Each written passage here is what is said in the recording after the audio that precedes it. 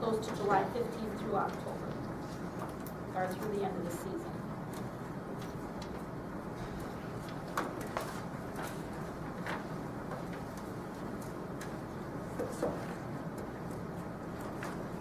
Feasibility report, DeRosier Drive.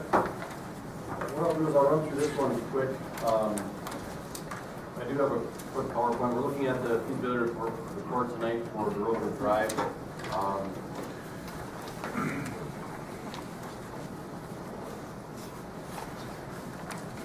The project area is essentially from Riverwood Drive here, just shy of 1,000 feet to the east. We do have Terry Rowe here tonight who works the property. The property that they own that was petitioned is this chunk right down here. And they petitioned to have sanitary sewer water extended along the River Drive. The cutoff point that we looked at for here is because of the depth of the sanitary sewer on the east as well as on the west side. We brought this sanitary sewer as far as we could before we started to lose depth, so we would be able to serve properties on the north or south side of DeRosier Drive. And so that's kind of the termination point on where we chose for that particular project. Right now, the road is at 22 feet wide. We'd be looking to go 24 feet wide. That's kind of our minimum that we have for a city road. It does have a Paisley rating of 7, which means it's in good shape. But unfortunately, there's no city water and sewer out in that area. There were stubs on both the west and east end put in 2003, so we'd be looking at extending those farther to the west so that if anything is extended to the west, that they can connect that up. As you can see here, this is a photo of the road. You can see here's a crack there, another one here, another one there. But in terms of the overall pavement, it's in decent shape. It is 15 years old, but it still has some life left into it. It probably is a good candidate for preventative maintenance, but again, it doesn't have city water and sewer underneath it. We'll be looking at 8-inch sewer and water as well as a 24-foot rural section. So we'll be widening the road 2 feet, 1 foot on either side, and then we continue to have the ditches to handle the storm events. One thing to point out, this is our typical pavement section. It's 5 inches of aggregate base, 2 inches of bituminous. We don't know what sort of pavement section was put in on that road because it was a private road at the time. We're not sure what they put in there. We don't have records of that. But we would be looking to bring that up to the current standards for the city. Construction costs, it's at $282,645. Roughly 51% of that would be assessed to the budding property owners. We'll go through that. Anybody have any questions on the particulars of this project before I jump to kind of overall city projects? Would you just touch on, Greg, with the, I've had phone calls from residents along that road, what is zoned and what could be. Yep. Somebody said they heard there was a big complex put out, apartment complex put out there, so, And I they're think hearing all kinds of stories. we have Terry here to kind of dispel some of those myths that are out there. Right now it's currently zoned R1, which is single 1 and 2 family homes out there. We did kind of a cursory review just to see what could fit out there if we were to develop into single family home lots. And I know Terry has kind of talked with us in regards to what he's proposing. I don't know, Terry, if you want to chime in on what you're what he's looking at doing, if that's okay. He's looking at either duplexes or quadplexes, fourplexes out there in terms of property or homes. There would be nothing higher than a single-story building, so it doesn't have a 2-story apartment complex or anything like that. The idea is that it would fit in with the surrounding neighborhood. So if they were to do any of that, they would still have to go to the planning commission to get approval, but that's kind of what Terry's been discussing with staff in terms of what he's looking at. Has this gone through the planning commission? No, it has not yet. The next planning commission is on the 19th of March, and so The planning commission wouldn't be dealing with the sewer and water extension. They would only be dealing with anything with development if Terry does decide to pursue that route with, fourplexes. The thing was, it wouldn't do them no good to come to the planning commission and put fourplexes out there if we could give the city sewer and water. True. Because it's in the city, we can let them put septics and wells. Exactly, yeah. Now, and I'm speaking for Terry here, I know he did mention that, he didn't want to bring too much to the table in terms of what he's planning to do out there because, the proper process is to go through the planning commission, give the recommendation to the council, and to vet out some of that stuff. So he wasn't necessarily prepared to say, yes, I want to put up these fourplexes and such, because ultimately the planning commission should hear those first and then come to the council with their recommendation. But I know there's been discussion and talks, concerns about what's going up there, and so we felt it was necessary to at least address some of that stuff. What is currently zoned fourplexes? Fourplexes would not be allowed in there as it sits. They would have to have either a PUD or rezoning. PUD is a plan unit development where, they lay out how many units and where they'd be located at. The planning commission reviews it and sees that it would comply with the surrounding neighborhood. They would then bring that to the council with their recommendation. Or they could go complete different rezoning to either like business or R3 type of zoning. That would give the owner more flexibility in terms of what they were looking at doing, and that would come to the council for at that point. I get it. Is Elm Street the city street now? Elm Street is a city street, yes. Can that area be served by, that's gravel, I believe, already, right? Elm Street has sewer and water down there. Okay. But there's property on the north and the south side. We don't have an easement to get sewer and water, up through Just that. one on the corner, right? What's that? There's just one on the corner, right? Doesn't that same property we're talking about here abut Elm Street? No. Oh, okay. No. Don't forget. Elm Street is right down here. Okay. Their property ends right here. So we've got private property on the north side of Elm Street, the south side of the property in question.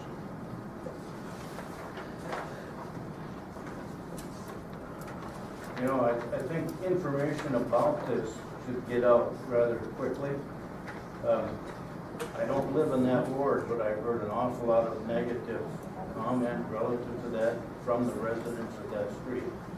And they're reporting to me that everyone is against it. I don't know what that means, but it's something that, if they find out what's going on and are informed, it may waylay some real concerns relative to those problems. And I think that would be the ideal world in terms of, accepting the feasibility tonight and then calling for the public hearing so we can invite those property owners to public hearing to explain to them what we are proposing, or what the developer is proposing, and what the city's looking at doing with the sewer and water industry.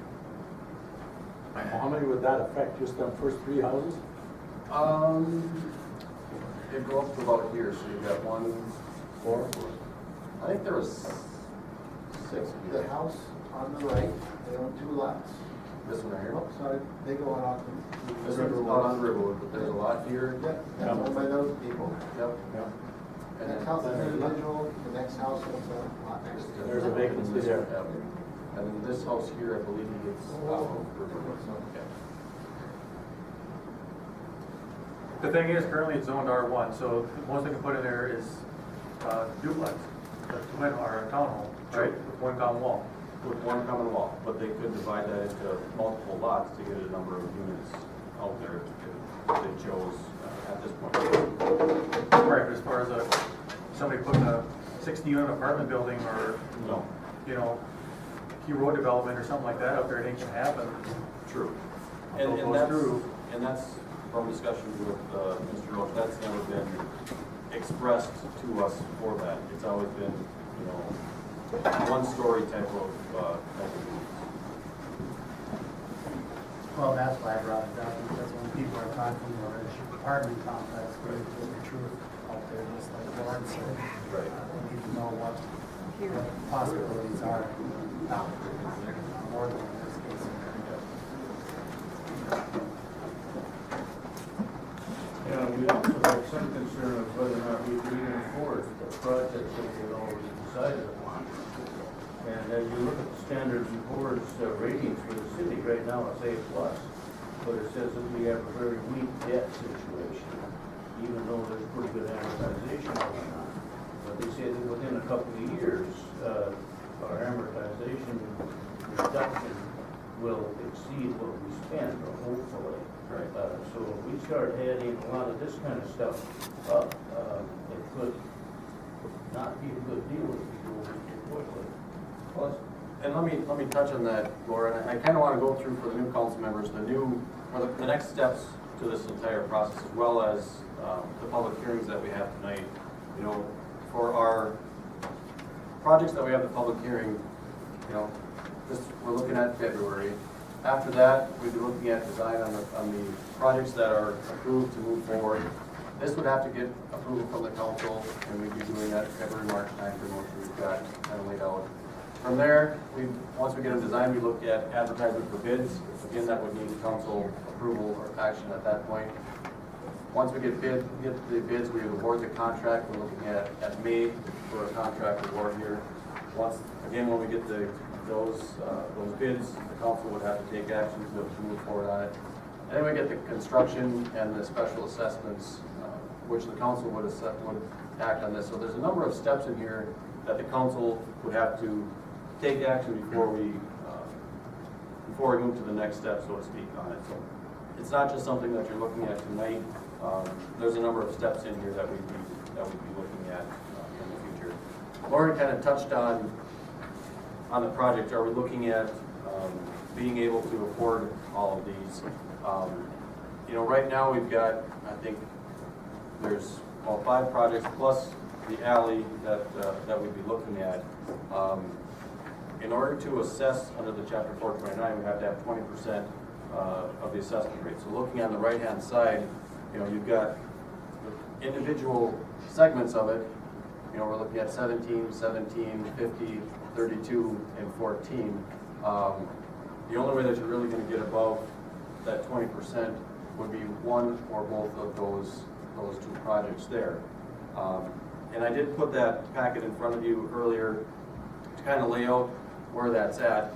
The top 3, you know, 5th Street Northwest, 3rd Street Northeast, and DeRosier, we're looking at just at over $1.3 million, which is about 24% of the property assessed. So we need it at that point. If we throw 1st Street Northwest into the mix, it's at 1.6. We're at 25%. If we take DeRosier Drive out and do 5th, 3rd, and 1st Street, again, we're looking at that 1.3 million, that's at 20%.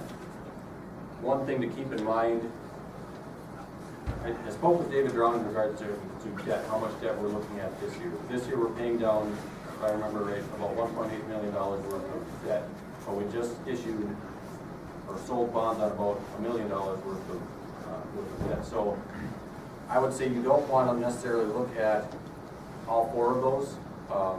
I would say you're probably going to want to do 3 of them to keep it at that 1.3, and that's still even a little bit high in terms of what we should be looking at. But there's really no other way to slice it up, if you will, to get a little bit lower than that. You mentioned last time, we might get better prices if our bids were out earlier. True. What if we waited on all these until what bids out begin early spring next year? If you wait, there's a couple things that go against us. We're still, you know, if we bid in May, we're still in the prime bidding time, so we're still going to get good prices. I think if we wait until next year, I think bond prices are going to start to creep up.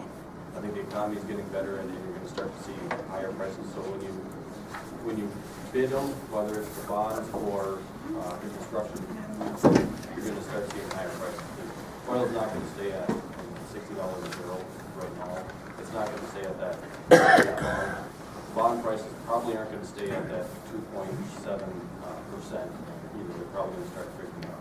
So it's going to get more expensive to do the projects if you look at the line.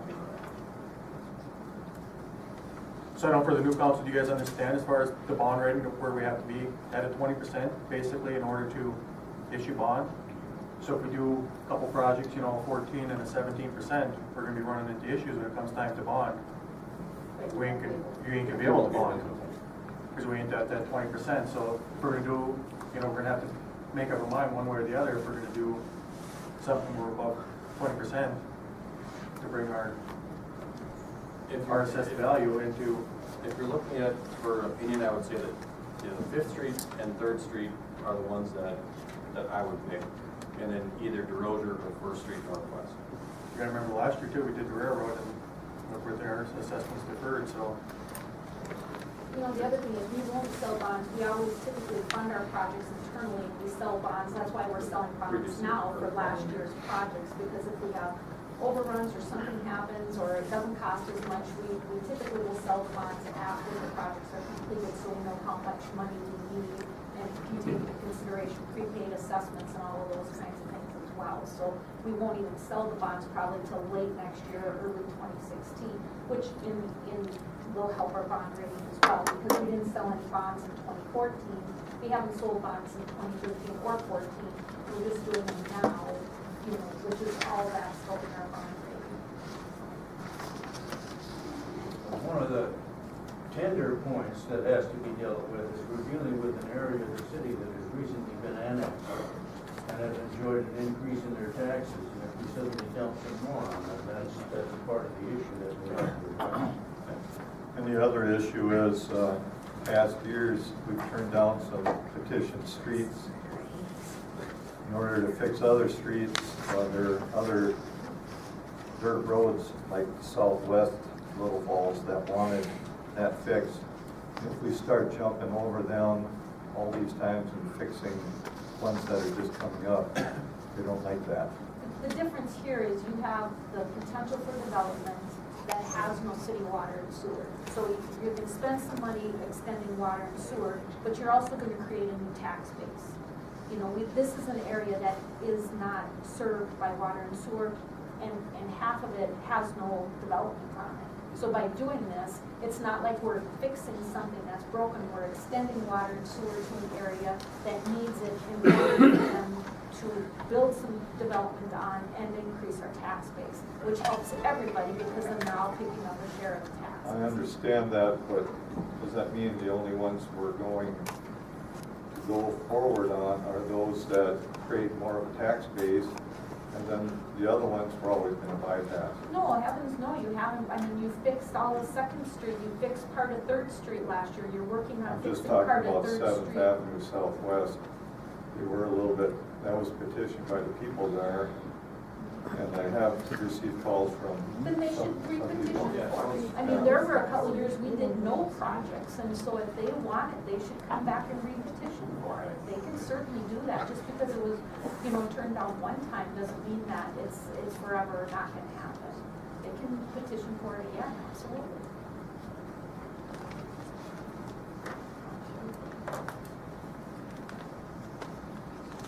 Anybody got any more questions?